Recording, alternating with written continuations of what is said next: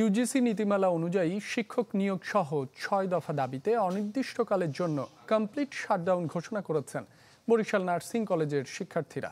সকালে কলেজের গেট বন্ধ করে এই কর্মসূচি পালন করতে গেলে শিক্ষকদের বাধার মুখে পড়েন তারা।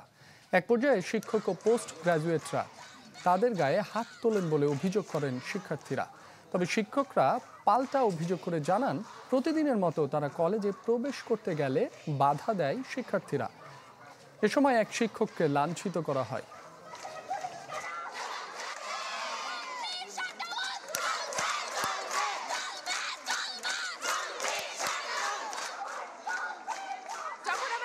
তখন তারা জোর করে ঢোকার চেষ্টা করছে, যার কারণে ৩ জন শিক্ষার্থী আহত হয়েছে। তোমরা এটা কেন করছো? আমাদের কর্মক্ষেত্র কেন আটকাচ্ছ? আমরা বলতেছি যে এটা সারা বাংলাদেশের নার্সিং কলেজে হয়েছে, কিন্তু ইতিপূর্বে এমন ইতিহাস নেই যে শিক্ষকরা ছাত্রীদের গায়ে হাত তুলছে। আমি এখন এটা যদি বলে থাকে তাহলে সম্পূর্ণ মিথ্যা কথা।